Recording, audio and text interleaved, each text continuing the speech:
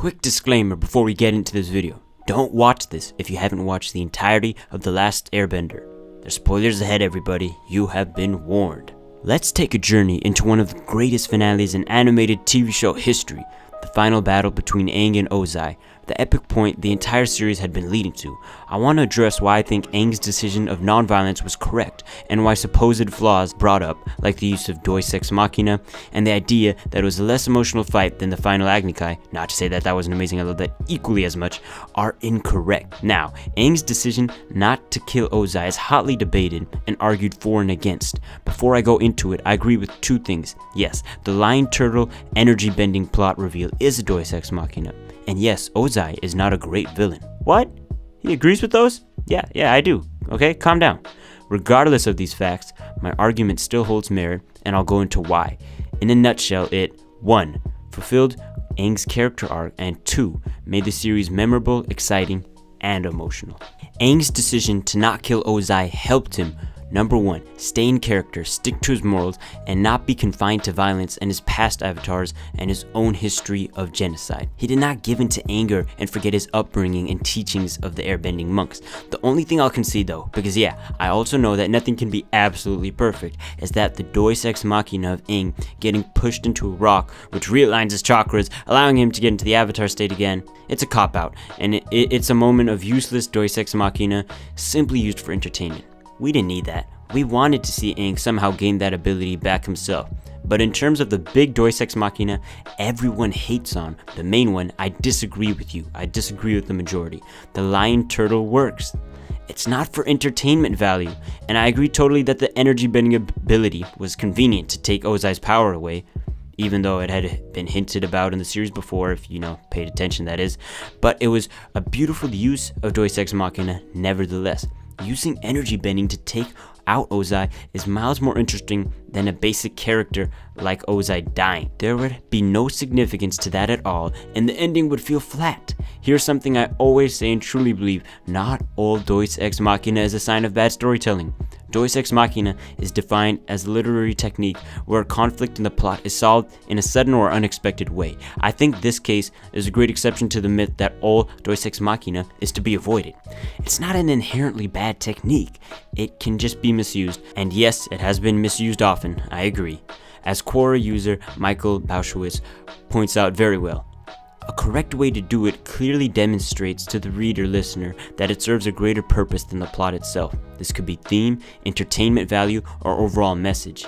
Aang's final battle contains all these. The theme of non-violence is beautifully executed, the overall message of making your own decision and Aang controlling his own responsibility and putting his life in his own hands, and the spectacular bending finish all make it work. People think he should have simply ended Ozai and conformed to everyone else's opinions, including his past avatars, his closest friends, and friends that used to be related to Ozai, Zuko. Okay, but to revisit a point I made earlier, just imagine for a second rewatching and seeing Aang actually kill Ozai. It would have been so anticlimactic and so against everything Aang had ever worked for and stood for. The message of the show, first of all, would have felt betrayed, and the moment would be cheap. Also, specifically for character, Aang's moments throughout of deep compassion and care for humanity and belief against moral depravity would have been for naught. To resolve this conflict and genocide with an act of murder would have been a slap in the face to everything he and his people stood for. They would have been gone for nothing and forever if he didn't carry on their customs and ideals. Sure, he could have redirected the lightning and killed Ozai when he had the opportunity. Sure. Would we have cared and celebrated? As viewers? No, because the series was never about intense violence and that type of style.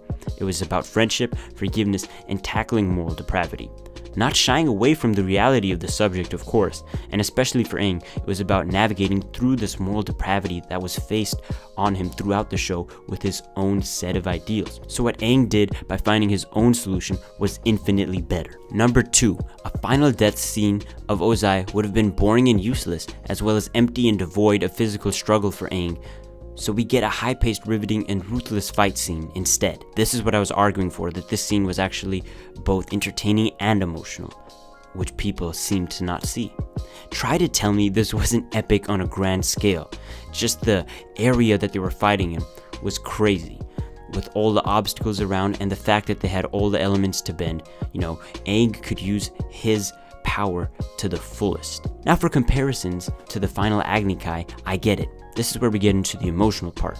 The battle between Zuko and his own sister Azula has more connection because the two have had a history. Yeah, Aang and the Fire Lord have not. Still, if we really want to analyze it, both battles are so cool because they tackle a sort of ironic duality. Though Zuko and Azula are supposed to be siblings, what is their fight like?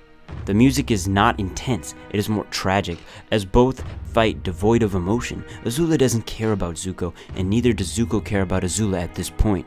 It's tragic, but the emotion is not at an all-time high. What's great about it is how it shows how these two siblings have been brought up in the same environment by different people. Azula learning ruthless, evil ideals from Ozai, and Zuko learning patient kindness from his mother and Uncle Iroh to literally fight to the death. What about the Aang Fire Lord fight?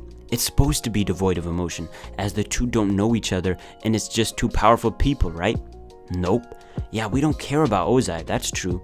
He is not a developed character, he's one-dimensional, and only there to represent the forces of antagonism. But what are these forces, you ask? The might of the entire Fire Nation and its history on the day of a comet. That's the forces of antagonism. A story doesn't need its villain to be the selling point. But in The Last Airbender, as you can tell from just the title and the opening sequences alone, it's always been about the war. The Fire Nation, as the premier symbol of the forces of antagonism, is what propels the war, and it's also about the effects on real people living through it. Ozai was never supposed to be a complex villain, and there's absolutely nothing wrong with that. What he did was affect everything else. He affected Zuko, Azula, through his upbringing of them. Also, how he continues the legacy of this Fire Nation and this war, and he continues to bring it. He represents the past, even though it's not intentional. In fact, Ozai represents Aang's demons. When Ozai chillingly says he will crush Aang just like the rest of his people in civilization, as Aang hides in fear, we feel that. You're weak, just like the rest of your people. They did not deserve to exist in this world, in my world. Prepare to join them. Prepare to die! We feel it because we felt Aang's journey and pain throughout. And a lot of us have had civilizations, murdered. We've seen this in history or put through a genocide. Ozai is not just the Phoenix King. He is Aang's past haunting him once again as he curls up in that ball, a defensive mechanism, too scared to face responsibility, just like in the first episode when he protected himself from a storm underwater. Remember that? Remember that parallel? Can you see it now? Remember the fun-loving 12-year-old Aang? We're watching the same kid get thrashed by an adult, having to make him confront his own weakness head-on, which, as you may know, is hard for a traditional airbender like Aang. Ozai is not just a typical strong, big villain. He is Aang's fears and personal trauma personified. He becomes a symbol. Aang versus Aang himself. Willingness to act versus unwillingness. Since the very first episode, this is what we've been waiting for. Aang to make the hard decision. It's all been building up. And for a final fight that is supposed to be devoid of emotion, it is full of it.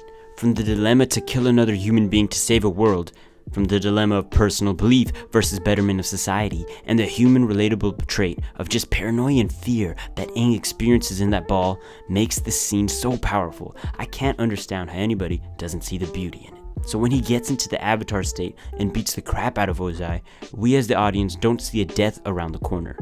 We see Aang not only take the willingness to defend himself, his honor, his people that died, and people he's protecting now. We see him willing to be powerful and strong enough to control his avatar state that would have killed Ozai and take his own route, his own choice. He finally controls the avatar state.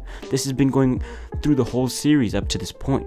This is the peak of Aang becoming an active character, not the reactive boy that ran away or the one who hides. Having the unbendable spirit and taking Ozai's power away to hurt others is the ultimate way to defeat the Phoenix King and the tyrannical reign of the Fire Nation itself. This way, the series ends with a strong character moment and a dazzling finish, with him finally taking charge and not being the passive and 12-year-old boy who just wants to have fun. In that moment, Aang truly became the best avatar he could be.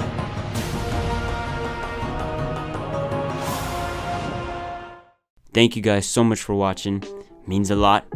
I love making video essays like these about TV shows, music, everything that I like in art, and I like bridging those fields together, talking about how they relate.